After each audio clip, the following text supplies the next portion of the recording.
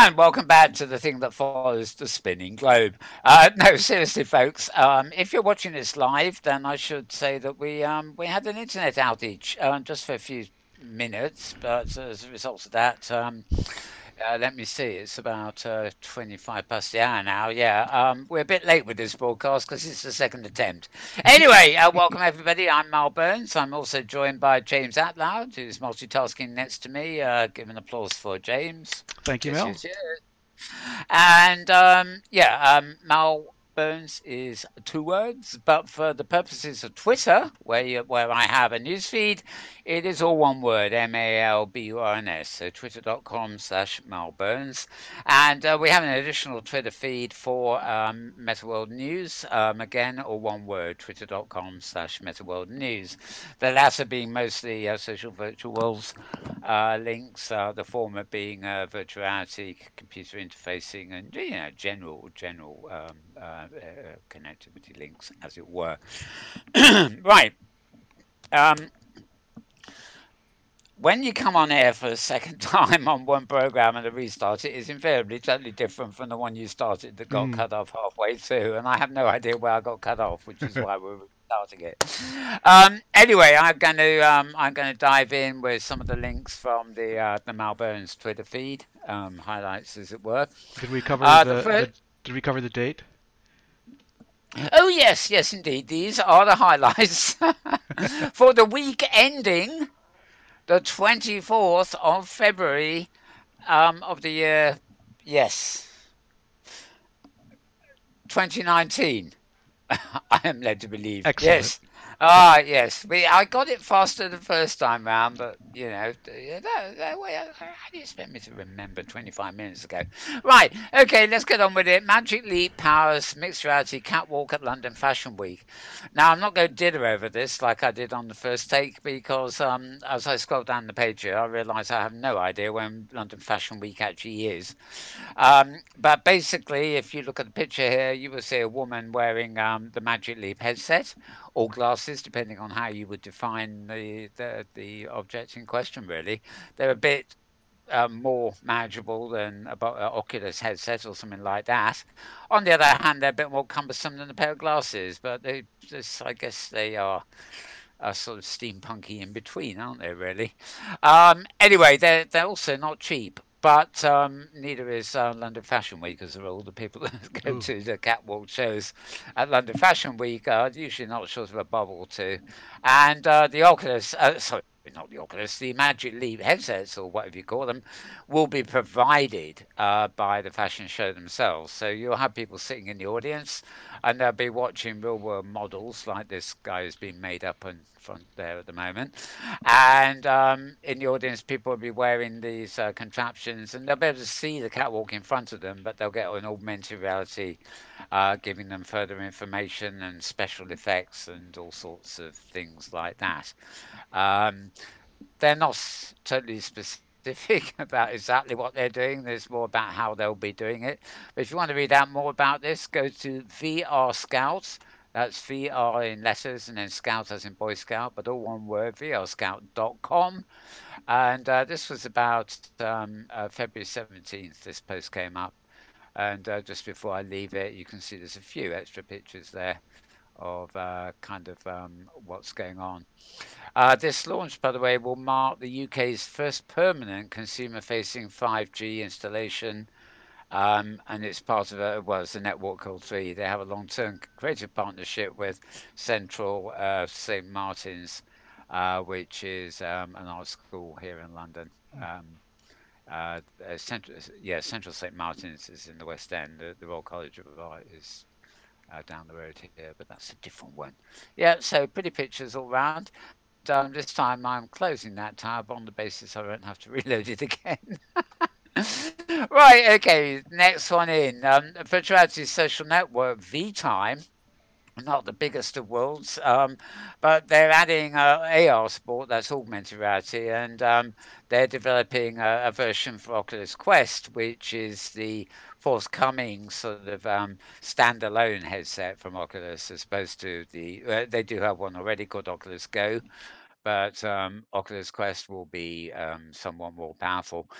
From what I can see of this, it really should work in Oculus Go too, but whether you can get it, I'm not sure. But the network are also moving. They're bringing an AR version of its app to Mac's iOS and to Android. And I think you're seeing either the iOS or Android version here, where somebody's holding their phone. Although this would arguably work with an iPad, which is bigger too. And there's a little gazebo, a virtuality dome gazebo, as it were, sort of superimposed on the real world table. And it's kind of a nice effect, actually. I mean, the idea is that you're meeting your friends as avatars in V time there, except the room you're in is enclosed in a dome, and you can see through the dome in augmented reality on your table. And I guess so long as you don't accidentally knock over a cup of coffee and drown your own avatar, that might be an interesting way of interacting with VTime. Anyway, they've been raising what they got there, 7.6 million US dollars. Oh no, that's what they got a year ago. So they're now rebranding and jumping onto AR, presumably in the hope they'll get another 7.6 million US dollars. I don't know. It's still quite a nice picture. I kind of like that effect. Whether I'd actually want to use it, I don't know, because really it's not augmented reality or virtual reality. It's some concoction, you might say, has come up in between here. So, yep, there we are. And I think I attempted to. Oh dear, here's all my notices that need to. Oh God. Nothing is safe from me here. And that was not the intention at all. That's just apparently opened YouTube instead of playing the clip that was Mm. embedded on the thing. Let's move on. Let's move on. That was VR Scout dot again. Is Now, one of anything our safe favorite. on the internet? No, nothing is safe on the internet, and with a bit of luck, I'm going to click on something in a minute. And as you know, James, because it has happened several times, I'm going to be invited to go and find some sex in a place called Chiswick, Mm. which is just down the road from me. I have no idea where this sort of page hijack comes from. All I will say is it's the same site I get hijacks to every time. Oh my. Obviously, one of the great snoopers out there thinks that I want to go down the road to Chiswick, which is about 20 minutes bus ride, and have some sex with something or someone, or who knows. Anyways, has no interest, but it's embarrassing when it comes up on your live screen. Mm-hmm.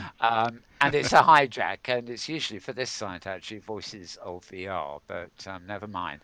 It's a good site. It's voicesofvr.com. And it's a podcast site. You'll actually find that the podcasts are posted on Road to VR as well.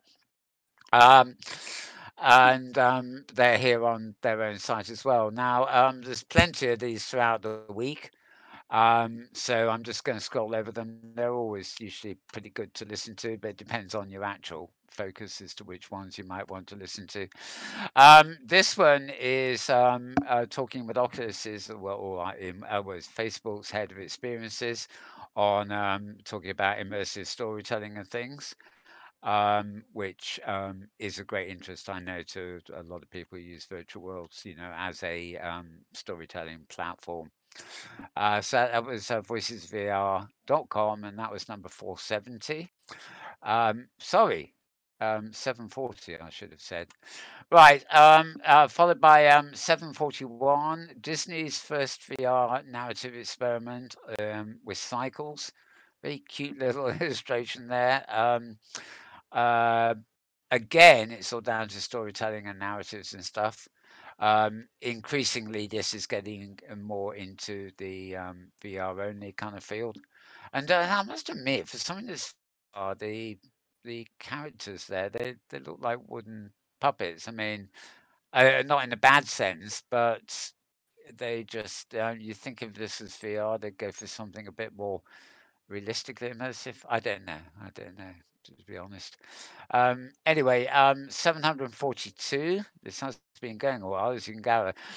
Traveling while black is a healing ritual of restorative practices through an immersive documentary. Now, we covered something like this uh, the other week, and I don't think this is quite the same, or it might be. I might have got this wrong because Sundance. Yes, yes, it might be the same thing. But anyway, this is actually a podcast interview with the people who made Traveling While Black, and um, the idea is to in the VR thing itself. The idea is to put you in the shoes of a black person back in, I guess, the 1950s or 40s, or when America anyway had a kind of apartheid type thing going on. So good historical knowledge there. All right, moving on. Another one about storytelling, 743. This is actually an augmented reality panel at the Sundance New Frontier Festival. And right, actually, the podcast appears to be an audio version of the whole panel, which was actually modified by, is it Ken? It is Ken By, I think, isn't it? I can't remember. Yeah, but oh, too many people now. I can't remember who actually hosts Voices of VR. I think it's Kent By, but I might have got this wrong. There's no chapter. Anyway, that's before I put my foot in it. There's a recording of that panel, and then something that has actually often been of interest here with for us with virtual worlds is women in virtual reality. This again sponsored by Mozilla. This was a Woman in VR discussion, which has been released as Voices VR. I have to say, apart from Noni de la Pena, who's the founder and CEO of the emblematic group at the moment, the people on this panel are fairly unfamiliar, but they certainly seem to be on top of what they're talking about. Moving on, or moving back, as the case may. No, moving on. Number 745, A History of the Future. A book on Oculus's role in the modern resurgence of VR. Um, I really like the sound of a book called History of the Future. What I less like the sound of is the fact that it's dedicated to Facebook and the apparent revolution. Yes, you know that old what is it? It's the revolution will not be televised. Oh, right. Yep. Well, yeah. In this case, I think we need something like the revolution better not be bloody Facebook, but that or is unlikely to be Facebook. We'll have something, but I don't think it'll be revolutionary by the time they finish with it. Anyway, yeah, maybe it will. Who knows? Okay, and that's enough for Voices of VR. So back to some actual proper links again, so to speak. Another one going to vrscout.com. That's VR, the letters, and then Scout as in Boy Scout, but all one word. And this one was February 20th, which is just a couple of days ago now, really. Developer is using virtual reality to build augmented reality again, experiences that mimic real world physics. This is quite interesting, actually. Um, it's not the sort of thing I can easily run these clips for you on screen here. But as you can see, there's a number of different clips about what they're working on there. And they've been fiddling with, adding cameras to Vives and all sorts of stuff. And oh yes, a mirror world, which is actually quite curious. I mean, you don't really can tell from that. It's from a video, but you've got a mirror on a wall there, except it's not a mirror. It's partly a real mirror and it's partly augmented reality, and stuff like that. Yep, yeah. If you want to read more about this, building AR that mimic real world physics, that can be kind of interesting. It's one of the things that has always set virtual reality, or these social virtual worlds, which are a thing apart, is that whilst they do mimic, a virtual equivalent of the real world in some ways, the organic world, they tend to do away with physics. They actually run on their own physics engines, and often gravity is not weighted like the real world. It is simply you're on the ground. And if you're in the air and fall onto the ground, you don't accelerate as you're falling, you just fall. And when you land, you don't break your legs or your avatar legs, you just bounce.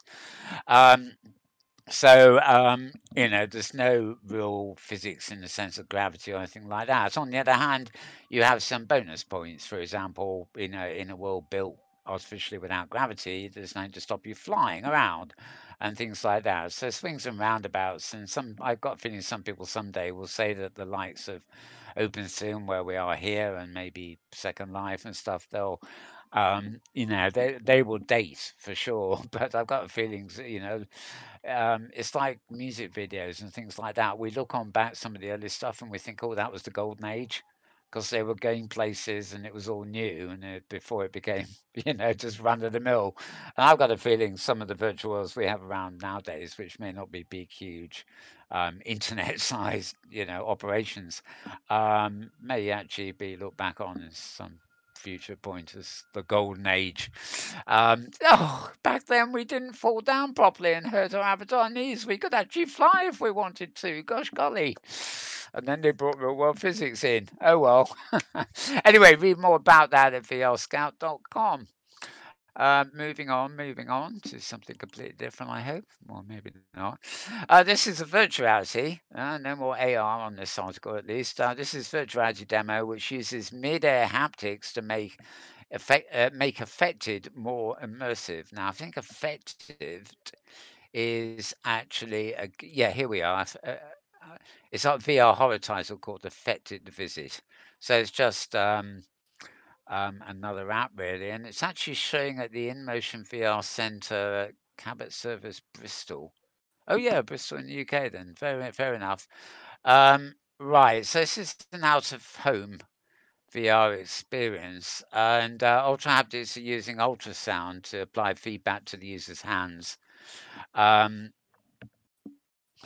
it was previously designed to showcase a controlling of other devices, but it could take on a new meaning inside VR. Um, Imagine going to the House of Horrors and not just seeing every jump scare, but feeling it too. You know, sort of just to make something a bit terrifying experience a bit more terrifying, if you see what I mean. So um, forget the what is it, uncanny valley. This is designed to terrify you. Presumably, if it's in a more ambient thing that isn't horror or something, and you're a fairy dancing through a magical forest, then it might be a bit less terrifying. But the idea of mid-air haptics is actually something quite new. Looking at this photo, it to me, I mean, there's no mention of this, but it almost looks like there's a leap motion in front of them because they're not wearing any gloves or controllers on their hands, but presumably something is detecting their hands freeform in midair and allowing them to move in this game um, by sensing their hands in midair. So, um, and it is apparently, maybe the key word here is demo. I don't know, but yep, there you are. Demo, indeed. Right, I'm putting this one away too and moving on. Coming to near the end here now. Right, HTC have revealed Vive Focus Plus, which is coming in second quarter of this year. So that could be anywhere between April, May, and June. And if it's running late, it will be the summer. Right. This is an enterprise only headset. In other words, it's priced and pitched towards the enterprise as opposed to home users. It features dual 6DOF controllers and improved Fresnel lenses. Whatever all that's about. I don't know. I'm just reporting the news. I'm not techie enough to figure out all this. Um, yep, it's a matter of reading all the tech specs here. Maybe James knows a bit more about this. I Well, yeah, don't and know. it's definitely Uh, focused on enterprise, and yeah. all I noted was I think about $5,000 of cost. So Yeah, not cheap, not cheap, Not not cheap, cheap, right? not cheap at all. Yeah, exactly. But it is actually interesting that whilst consumer VR and consumer headsets have sort of plateaued a little bit, um, and there's not been a huge take up in virtual worlds, for example, that many people might have hoped with VR. Um, it's the Oculuses and HTC Vives and stuff have all been a big hit with gamers with a bit of money in their pocket, and those without a bit of money of saving up, and you keep the sales are still relatively modest there because people save up and get them. They don't necessarily go and get them on the spur of the moment. But the real place these things have taken off actually is the enterprise market. I mean, if and it's not really one market at all. I mean, you find universities and research houses have them because their scientists and academics can use them for very specific, subject things. Like a car. Even a car mechanic can be wearing one while he's under a car to actually see more clearly the bits and pieces that he's meant to be tweaking, and a surgeon can see better to perform an operation. When it's augmented with these headsets, so they've had a major influence on the whole world we live in. Even though, oddly enough, the consumer variant, which was where it was first pitched, has probably been less successful. But time will tell. It's a bit like a workstation, really, isn't it? If Mm-hmm. everybody goes to work and uses a computer, then they suddenly think, oh well, the last one standing gets a computer at home. And it may well be that we're living in a world where in 10 years' time there's so much virtual reality used in the workplace that people feel obligated to have virtual reality at home too. Who knows? Who knows? Thoughts for the future there. And before I start opinionating, we're going to move on. Right, okay. And this is actually the last one, per se, this week. Just a curiosity item there, basically from yesterday. Um, Again, reports at vrscout.com. They've been busy this week. Not many of the other sites have had much to really talk about this week. Um, this guy is spending a full week in VR for science. Well, of For course, really. science, yes. Yes, yes, 168 hours. Got to be for science. Wow. Multiple headsets and one fascinating live stream. It's true. I mean, he does. He apparently, I think he gets 30 minutes in 24 hours break for like a potty break, and for one, just to give him a few extra minutes for food that's awkward to eat while he's in VR. But otherwise, he can change headsets, and they allow him 30 seconds for a headset change. But he actually has to be in VR constantly, one way or another. So it's good. It's a bit of a report. You see, he's tweeting it all or doing something with it anyway to keep people informed of his progress. Um, this is actually sort of quite interesting. Let's see, Jack Wilmot is a content producer specializing in VR. So he's producing content already, but this is prolonged exposure is requires 168 hours full week immersed in a headset, or rather, and it does say, according to him, that's the guy who's doing this himself, virtual and augmented reality will replace current smartphone technology as the preferred form of communication and entertainment by the year, and well, he says 2038. So the guy is looking ahead a bit. Wow. He's obviously not going to sort of he's not going to tell us that it will happen, in the next 10 years, as it were. That's more like 20, isn't it? 20, Mm. yeah, that's 20 years ahead, I guess. And he's probably, well, of course, people like me will be turning in my grave, or at least rotting in my grave by the time that comes around. So, but anyway, this really is all about his experiment, and I guess once it's over, which it may be in a couple of days, yeah, February 27th, this time next week, it will all be over.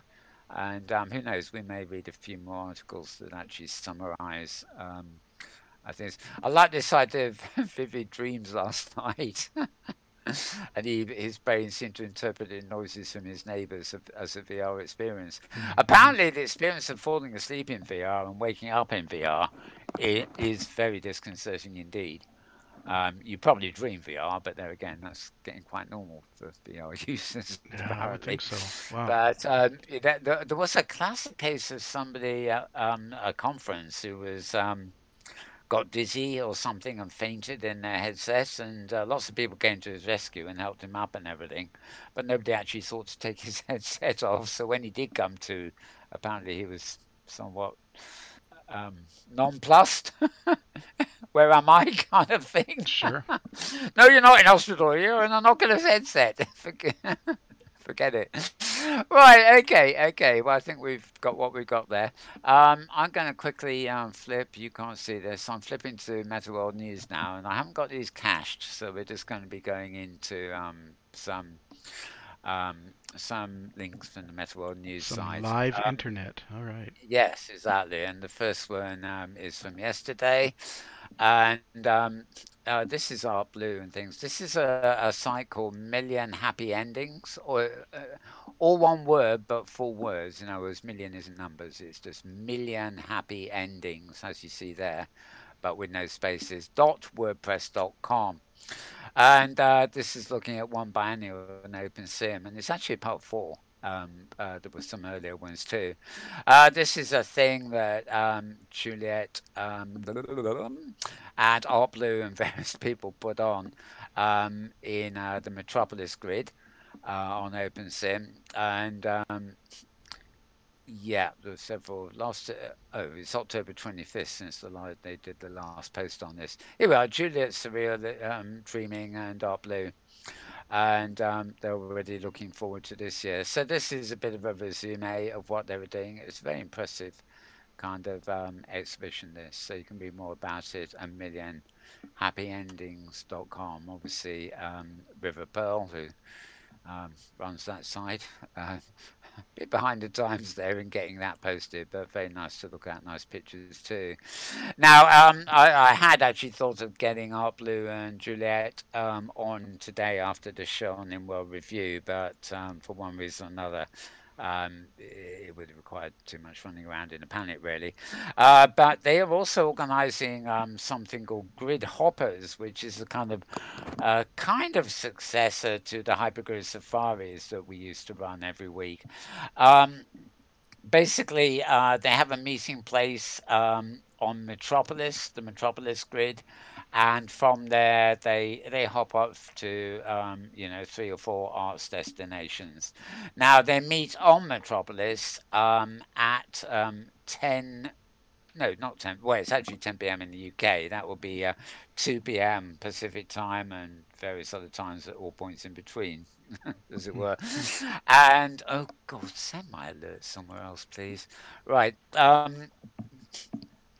And one will be happening this Thursday. Now, for me, that as opposed to Wednesday when Safari happens. Thursday, I don't actually find is a particularly good day. It collides with the High Fidelity's weekly town halls. And this week, in fact, at 3 p.m., you have yes, High Fidelity have one of their extreme bingo sessions again with very big prizes, and actually, well, I'm a bit of a geriatric case myself, so of course I like bingo these days. But it's actually quite. I have to say, it's actually quite fun to play in VR and no shooting required kind of thing. Mm-hmm. And they did put it on rather spectacular with some pretty good big prizes. If you win around a bingo, you can come away with something like a HTC 5 headset or something. And I think, I'm not sure whether it's in bingo or something else they're putting on, there's an all expenses paid trip to San Francisco on offer. I think that's for another gig they're doing actually. But yeah, good prices. And actually they're pretty well attended. But there's usually about 50, 60 people at the town hall. But you then hop over to the bingo afterwards, and you suddenly find there's several hundred other avatars already logged in and waiting. So it's popular, and in fact, the value of the prizes go up the more avatars that attend, which is interesting. Mm-hmm. So Obviously not set prizes, but for example, let's say you used to get a prize, if there were 100 avatars, there were prizes of say $100. At the moment, there are up around 200 avatars. You got $200 prizes, 300 avatars, and the prize pool went up. So that sort of thing. So they're actually working at making it sort of fun, and obviously they have a reasonable amount of real world money to play around with as well. It's all Ah, promotion, of course, but nobody is complaining, and why would they? Right. Um, anyhow, as I was saying, also if you are in OpenSim, you can go to the Metropolis grid for grid hoppers too, and they have a couple of art destinations this week. I don't know whether we've got a recording here of both. So moving on to whatever my next one is. This is road2vr.com. Here we are. Neos VR update. Um, right, so the site you want is road to VR, or one word, VR in letters, .com, as you can see there, in fact. Neos VR update brings massive improvements to user friendliness, social features, and more. It also has cryptocurrency and an in world economy. Um, right, I think this is this Steam. Oh, this is the one. Yeah, Neos actually branded itself as an operating system for virtual reality, which doesn't really make much sense. The closest I think of an operating system is something like Big Screen, which has some bugs this week apparently, but where you actually go into rooms and you take your virtual reality destinations from that login spot. That's really the closest to an operating system. I mean, arguably, you can go into Samsara or High Fidelity or Sciencebase and then choose a location to go to. So you could say that the app is the operating system, and then which is meaningless until you've chosen a location to go to. I don't, in my opinion, Neos VR doesn't really qualify as what I would call an operating system. But anyway, it's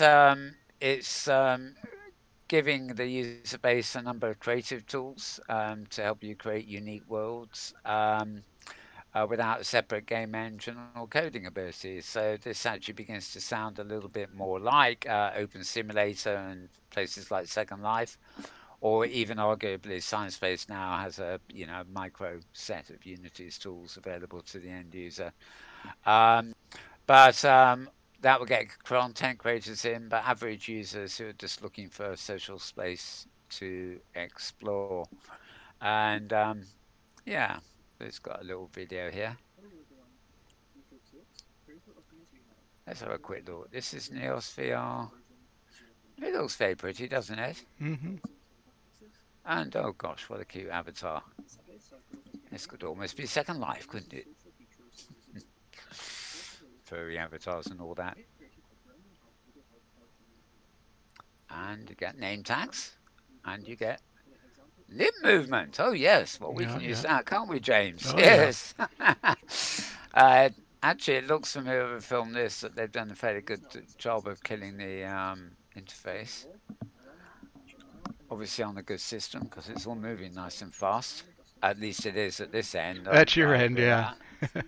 I realised that on the screencast this probably seems a bit slow. Our transatlantic lag Yeah. is I mean, we get a good Oh, yeah, sense you of it. can Yeah, probably tell from the speed by which things happen that it is actually very fast, even yeah, though yeah. lag means it seems to be in a bit jittery at your end. Um, anyway, enough is enough. I'm not here to show everybody's publicity films. But if you want to know more about that, you can go to road2vl.com and they give you the whole works there. And I better close that because it's the quickest way of shutting it up, actually. Right. Now, next one is Hamlet Orr's New World Notes blog. Used to be Hamlet Orr used to be the embedded journalist at Second Life in the early days, and this was his blog and has continued to be his blog. And in recent years, or, well, actually, probably only very recently, he's sort of moved out into other virtual worlds and virtual reality. He still covers Second Life a bit, and his first move out of Second Life was to Blue Mars, but of course that didn't last very long. But he covers science-based high fidelity and things now. And this particular article is about something called Cyril Moore, who's it's VR chat, which is another. This is kind of a Steam-based headset job, as a rule, and it's about their embedded world, virtual world reporter, which sounds rather like Hamlet himself, doesn't it? Really.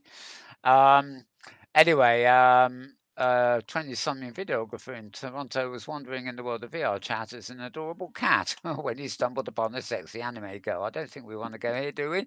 Well, maybe. I don't know. And anyways, turns out he's doing interviews and things like that. So you have a kid in VR talk about living with rare diseases. So let's have a look at that. Okay, well, this is, I guess, VR chat. And, well, that's not, but yeah, don't you love the realism of this? Forget it, forget it, forget it. I've never really liked VR chat. Anyway, do check out do check out nwn.blogs.com, New World Notes, for a little bit more about that if you want it. If you want it. Right. Okay. Now, a rather a reminder here. Hang on.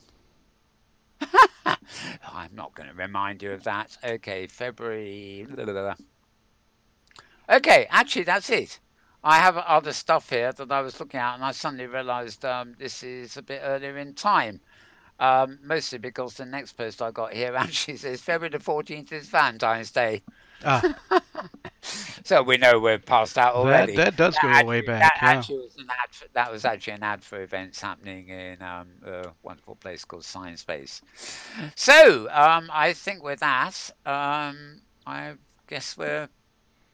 Oh, more reminders! Don't you love it? I get reminders just a snooze all. I didn't mean to do that. Anyway, there we go. We're all finished with that lot. James, any thoughts on all that wonderful array of bits and pieces Oh, that we call news? yeah, the augmented reality is, I know it's a little bit off of the main line of virtual reality, but Mm, I do think it is probably going to be the more accessible medium for people, especially for, a larger array of applications. I do still think VR is very much, you're going to make a major commitment to be in a location for an extended amount of time. Nothing yeah. like 168 hours, though. That Yes. I cannot That's imagine that experience. I don't think I would survive it. I no, I don't. Have a good headset I'm on. It's like I'm wearing audio headphones for the show and stuff. Yeah, But out and about, I put headphones on to listen to music. I mean, after about half an hour, I get sick of them. If I have a pair of glasses that's as easy to put on as audio headphones, then I'll probably use them for augmented or VR as well. But whether I'd actually really want to, enclose myself in that immersive environment for more than a set period of time, is dubious. And as you say, 168 hours, it would be pushing it a bit, yeah, especially when yeah. That's that extreme. includes sleep hours and waking hours and everything else hours really. It could be well, I suppose it's an interesting experiment. Yeah. Well, And we do benefit as I from said, those the people. Yeah. guy yeah, and the guy doing it, at least he's saying, well, he thinks it's going to be relevant in 20 years' time. It's not like saying 2 years from now we'll all be um, in world. But yeah, I know. I mean, I've always thought that. I mean, a lot of it comes down to convergence. The point at which you can't distinguish. I mean, the augmented reality overlays may be as relevant in a virtual world as a real world, and swapping between the virtual Mm-hmm. world and the real world, and maybe the virtual world is that you swap to will be a mirror world. There's all sorts of layers of complexity there. I mean, I think the hardware, the tools we use, and their ease of use will dictate in some ways how we do things. Like the mobile phone forever changed the way people use the web. Yeah. Um, Obviously, change telephones, but I mean, it changed the way people use the web. Everything now assumes that people are on the web or doing things on their mobiles, much more. They may not have an iPad, a desktop, a laptop, or anything else, but Yeah, to they've the got a point mobile where, phone. yeah, Google Yeah, will penalize search results if they're not mobile compatible. yeah, Yeah. which is, well, yeah, I mean, but in a way that's sort of hypocritical. I mean, they should be able to distinguish without that, it's like saying, oh, well, no, we don't want to know the old web anymore if it don't work Mm-hmm. on Mm-hmm. mobile. But in fact, a lot of stuff, the best stuff often is buried on, it's done on the web 20 years ago and is still there somewhere because you can't use Google to find it very easily. Yeah. Um, yeah, but I think they're connected. The thing about augmented reality is that you can imagine, a pair of glasses, which we've looked at some weeks, that gives you that augmented layer. And the right kind of glasses, maybe powered by a mobile phone, could give you a genuine virtual reality experience. I would suspect at some Mm-hmm. point, it's just a matter of putting the technology smaller and actually maybe putting the engine in the phone rather than trying to put an engine in the headset itself. All we need on our noses, as it were, are the lenses to see the environment close up. Everything else can be powered by, you know, Yeah. a pocket phone or something. But unlike Oculus Go or the new Focus, whatever it's called, you don't want to put more and more of the stuff on your head. I want less and less of the stuff on my head, but more and more power in the thing in my pocket. Yeah. Yeah. But that's an opinion. But that one we saw of was it V Time that's moving to augmented reality focus. I mean, Mm-hmm. they've obviously taken their idea of their social virtual world with little rooms of people sitting on chairs and not bad avatars actually at that. They on my screen I could just about see them small. You probably didn't really get the picture in full, but they were sort of sitting in a little dome, which is a virtual world room where they hang a meeting. And in the augmented reality version, the dome is like a half dome, so you see the view into the dome, but the dome is sitting on somebody's real world table as an augmented reality projection, even though the thing being projected is a virtual reality, which is an odd sort of mix of stuff. But I couldn't see myself actually being I like the idea they've done it, but I can't think of any way of using it that would be practical. I mean, if I want to have a meeting in virtual reality, I hardly want to put on augmented reality glasses and look at a mini avatar in like one of those snow globes on my desk. I'd much rather be in OpenStone or Hyperdeity or somewhere actually having that meeting and be fully present in the meeting rather than looking at these miniatures on my desk. Now, if they weren't avatars, if they were holograms, and we were talking about using Skype, where you've got a hologram of somebody on your desk when you're talking to them, they're like in the old Star Wars thing, where you see these little flickering holograms of people talking over vast distances. Well, there, that as communication, that would be fine. It's like it's taking the idea of video phones to a greater extent, and I mean, people are uncomfortable on video phones a lot of the time, but Yeah. I don't know. Maybe holograms would do that, or maybe holograms could completely change virtual worlds if we no longer needed avatars, or the projection of ourself wasn't an avatar but was a hologram, and they're different things. An avatar is something you create to represent yourself, like we've done with both our avatars here. If we had hologram technology, you would actually be seeing the real organic world, me, projected into the virtual world as a hologram. So a hologram isn't an advanced form of avatar, they're two separate things. So we might end up interacting with virtual worlds in some kind of holographic manner rather than as a created avatar in that environment, Yeah. if I you could see see what it I mean. being interesting to have our studio set on the desktop of somebody's coffee table or someplace in their room, and they could watch our little program take place I know, on a I know. touch. Yeah, I mean, I don't knock it. I mean, it Yeah, was yeah, I thought it was quite a nice picture. It was interesting to see, and as news reporting goes, say it is a great little thing somebody's done. But it almost fits in my mind like a an art exhibition, an yeah, exhibit yep, that has played around with that idea. I just don't really see it in my mind as uh, a thing that's going to catch on for common use. And if each time we're actually relying on you know um, the um, sticking the virtual into augmented reality, I don't know whether that will. I don't know whether that's the thing. I mean, obviously, apps starting up and existing ones changing to address augmented reality is probably a good thing because I can pick up my iPhone or actually iPad preferably and launch any number of augmented reality apps now. And basically, it just turns my screen on the iPad into a sheet of glass that I can see through. It Hmm. doesn't actually turn into glass, it's all done with the cameras. But basically, it looks like I'm just seeing through a window pane.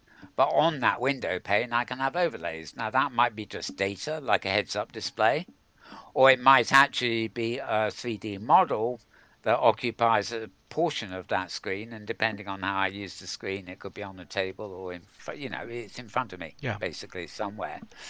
And that is actually quite nifty. I always cite the visiting ancient ruins kind of thing, where you go there in real life and you see the ruins, but then you can use augmented reality to get additional information, the sort of thing Hmm. you probably Hmm. see on signage Right. at a national monument. And but then you can move into virtual reality and then see the whole thing recreated and as it once was. And the experiences transition from one to the other. There's a value in the real world visit and seeing the remains. There's a value in the information delivered through augmented reality, and there's an even greater value by witnessing it the way it was in history through virtual reality. So it's a transitional thing that where these things are actually linked.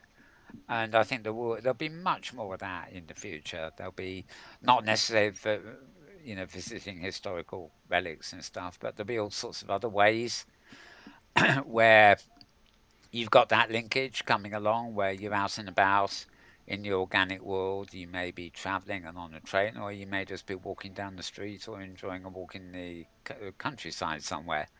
And you will find that virtual reality, as long as it's portable, and certainly augmented reality, suddenly are just there and ready to enhance your experience. Just as you don't get lost anymore because everybody's got a mobile phone, and unless you're out of range of a radio mask, which of course still happens, basically, oh God, I'm lost or fallen over, I'm stuck halfway up a cliff, help! You just Right. get on the mobile phone, don't you?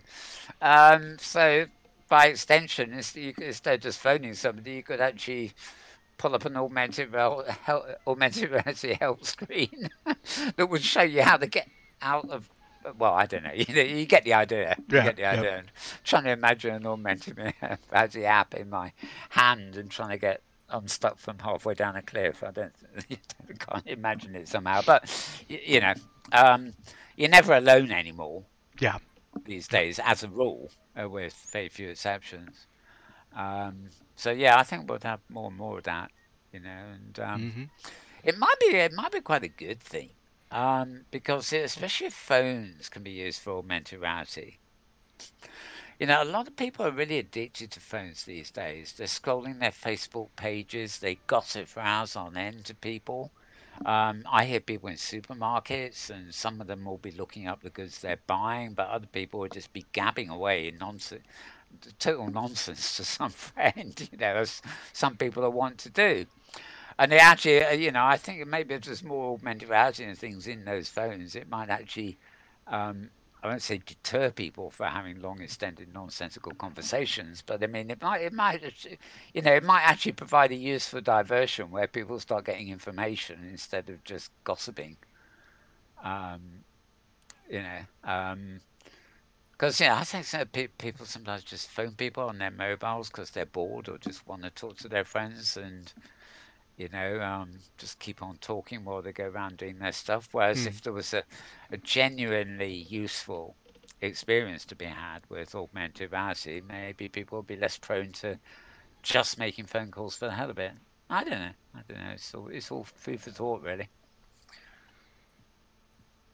as usual. He's going As down the usual. rabbit hole. That's He's right. going down the rabbit hole. You didn't warn me. One You thought meant leads to to warn me another. about the rabbit hole. Yeah, yeah. Yeah, so it's always interesting. We'll have to do a story about an Anyway, actual rabbit hole someday. indeed, indeed. I've got one somewhere. Ah, okay. It's over the other end of the region here. It's up on the top of a hill Ah, nearer the beaches and grass. I forget where I got it. The script is strange. It's basically a thing. You can go down the rabbit hole. yep, yep. And oh yeah, yeah, and well, and that's not so much down there. There's a rabbit also that comes up from the rabbit hole and starts following you around, and you can't get rid of it. Oh my. Toys, toys. Yep, yep. We love our toys, I guess. Right. Okay. Well, I can kill our little screen share here too, can't I? It's Hmm. still running. Um. Okay. Well, I think that's it. Unless you have any other thoughts, I Nope. don't. Next week, by the way, both James and I will be helping along to long-awaited Open Sim Fest. If This is for the first, second, and third of March, this will be going on. It's on a grid all of its own, called, oddly enough, Open Sim Fest. And it's actually colon port 80, but you don't actually need that because if you don't have a port, it would default to 80 anyway. And yeah, fun and games happening there. If you look on our YouTube channel, there is a program called In World Review about 2 or 3 weeks ago, where we had the people behind that as our guests then, so you can read more about it.